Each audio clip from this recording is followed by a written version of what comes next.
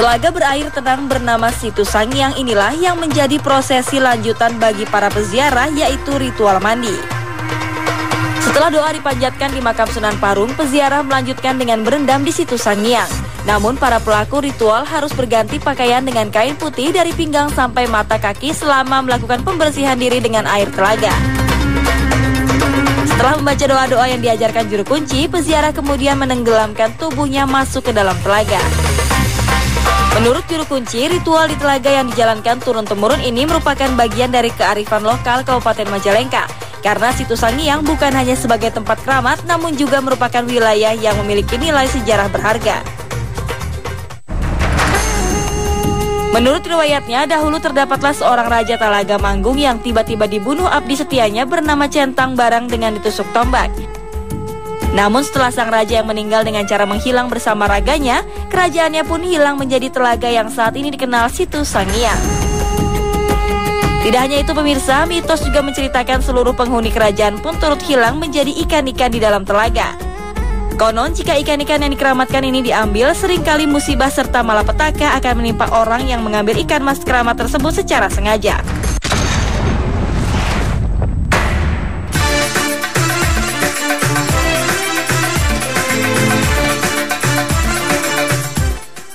Pemirsa Mister Tukul jalan-jalan dimanapun Anda berada dari dunia nyata maupun dunia gaib di seluruh alam semesta yang indah ini. Saya masih bersama Ustaz Danu Ratnanjani. Dan sekarang saya berada di lokasi Situ Sangiang, Desa Sangiang, Kabupaten Majalengka. Setelah berziarah ada ritual mandi di danau. Ritualnya seperti apa ya Pak? Habis tadi kita berziarah ke makam Sunan Parung, seluruh peziarah turut serta. Ikut ke danau ini. Nah, nyampe di danau ini, mereka yang mau mandi silahkan mandi. Yang tidak juga tidak apa-apa. Kalau yang mau mandi syaratnya itu harus pakai kain putih. Nah, aturan mandinya turun ke situ setelah pakai kain putih. Batasan pinggang itu udah selesai, nggak boleh terus maju. Habis itu nyelam, pada saat nyelam ini secara adat ya, mata dibuka, lalu airnya diminum sedikit. Habis itu berdiri, setelah berdiri baca istighfar, syahadat, sholawat, sama Fatihah 3 kali. Habis baca Fatihah, mohon sama Allah. Mudah-mudahan doanya itu dijabah, dikabul sama Allah. Ritual ini sudah dilaksanakan sejak tahun kapan ini Pak? Kalau dilihat dari cerita sejarahnya ini udah ratusan tahun. Melihat mandi ini dalam Islam seperti apa nih Ustaz? Iya. Kalau mandinya sih wajib dalam Islam kan. Seperti kayak anadofatu minal iman ya, kayak gitu. Kebersihan adalah salah satu dari iman. Itu termasuk salah satunya mandi. Tapi yang di sini mandi biasa, Mas Tukul. Mandinya boleh silahkan. Tetapi kalau ada ritual-ritual yang disangkut pautkan, ya kita harus hati-hati sebagai seorang Muslim. Tapi kalau mamanya ya jangan sampai nanti ditimpa sama makhluk-makhluk yang lain itu. Jadi kalau mamanya doa tadi Pak Engkos sudah benar, memang doa boleh baca hamdalah, istighfar, sholawat Nabi. Nah itu boleh memang di ibaratnya itu tata cara berdoa seperti itu. Tetapi itu pun insya Allah bisa dilakukan di rumah atau iktikaf di masjid ya, seperti itu. Seperti itu Pak Ustaz. Jadi boleh-boleh aja Pak Ustaz. Boleh-boleh aja ya. Tapi jangan diyakini Mama diyakini begini nih, saya nanti mandi ini pasti dikabulkan. Nggak boleh. Setelah mandi muka saya jadi bersih. Kayak nah, nanti Mas Nukul dicoba berkilau. Berubah jerak. Jadi kamu udah. Menurut cerita leluhur, kabarnya Situ Sangiang ini dulu sebuah keraton. Betul nggak Pak? Betul. Iya, betul. Pada abad ke-13, di sini ada sebuah kerajaan.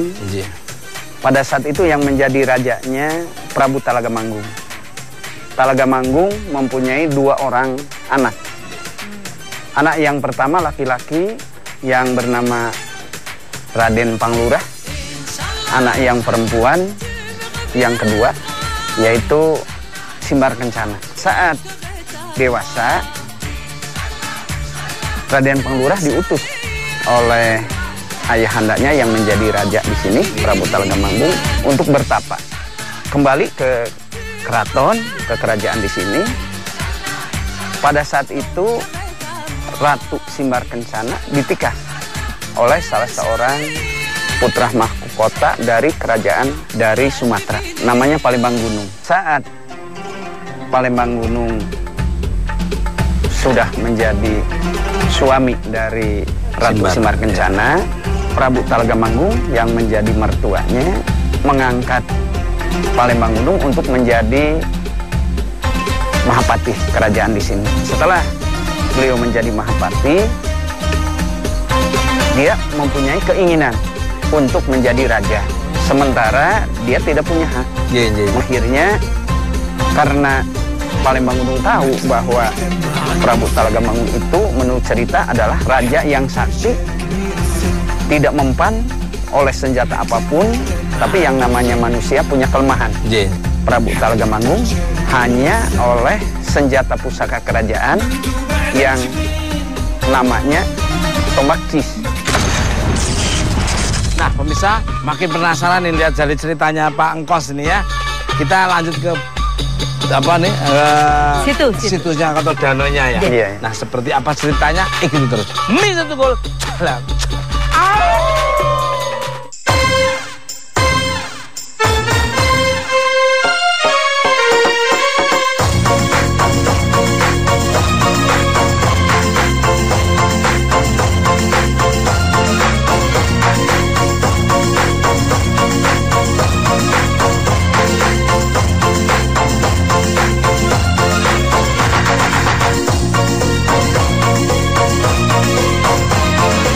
Pemirsa penasaran dengan cerita tadi keputus tadi, saya aja penasaran apalagi pemirsa. Loh. Setelah itu tahu apesnya Prabu Talagamanggung dengan tombak cis, lalu bagaimana kelanjutannya nih Pak? Iya, setelah itu Palembang Gunung tahu bahwa yang mengetahui kelemahan dari Prabu Talagamanggung itu adalah Centang Barang. Akhirnya Palembang Gunung datang ke Centang Barang, memujuk rayu Centang Barang agar supaya Centang Barang bersedia untuk membunuh Prabu Talagamanggung. Akhirnya Centang Barang bersedia. Pada saat jam 4 pagi, ketika Prabu Talagamanggung mau ke kamar mandi, ditusukkanlah senjata pusaka tombak cis tersebut dan nancap di pinggang sebelah kiri Prabu Talagamanggung. Diketahui oleh para prajurit, mau dikejar, kata Prabu Talagamanggung, jangan dikejar. Biarkan si Centang Barang nanti juga akan kena tulah. Centang Barang lari tanpa arah dan tujuan. Akhirnya pada saat itu juga menjadi gila.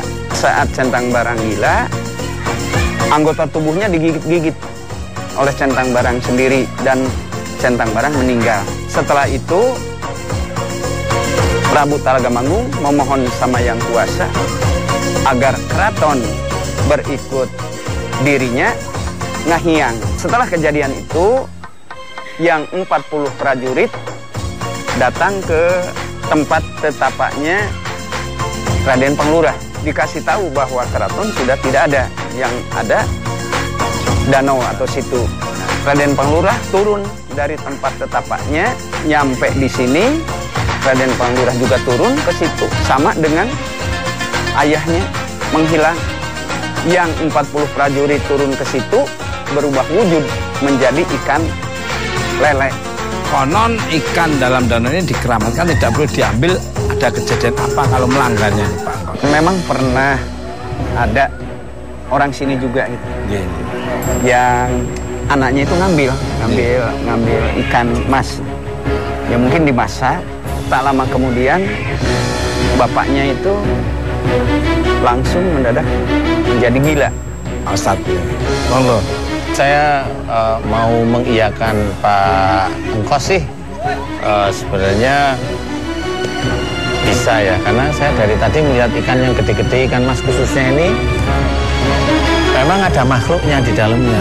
Gitu. Tapi kalau saya mencoba mengenali di sini, karena Prabu tersebut itu sakti, berarti beliau sendiri itu membawai banyak ilmu di dalam tubuhnya. Kalau banyak ilmu di dalam tubuhnya, kalau ada kuburnya, umpamanya kuburnya di sini nih, pura-puranya, jasadnya di sini. Biasanya di sekitar lingkungan berapa meter, berapa puluh, berapa ratus meter, atau berapa kilo, itu pasti ada lingkup makhluk. Nah, makhluk inilah biasanya ilmunya beliau. Nah, karena di sini banyak makhluk sekali, banyak makhluk Allah yang tidak melihat, dan memang otomatis kalau yang namanya air biasanya ada ikan. Disitulah karena memang di sini sudah dikeramatkan, akhirnya makhluk-makhluk tersebut punya piaraan ikan. Jadi ikan ini menurut mereka itu piaraan, ya istilahnya yang disayangi lah istilahnya. Karena memang ikan-ikan ini disukai oleh makhluk-makhluk Allah, ya. Akhirnya ya ada beberapa yang memang di sini itu nggak cuma satu, di dalam tubuh ikan itu banyak sekali. Nah, sehingga kalau ikan ini diambil oleh orang dimasak, nah makhluk ini marah ceritanya. Luar biasa Pak Ustadz kalau menjabarkannya, logika akademis masuk akal dan secara Islam juga subhanallah. Mantap lah. Nah, kabarnya ini. Kabarnya Pak Engkos menyimpan senjata-senjata pusaka peninggalan zaman Keraton Telaga Manggung. Apa saja nih Pak? Betul. Ada malah di rumah saya, menurut orang tua bahwa itu adalah jelmaan senjata pusaka kerajaan yang disebut dengan Tombak Cis itu. Boleh izin saya lihat saja. Nah, pemirsa seperti apa pusakanya? Ikuti terus. Mizatukul. Akan lebih baik dan benar jika yang kita rawat itu adalah keimanan dan ketauhidan kita.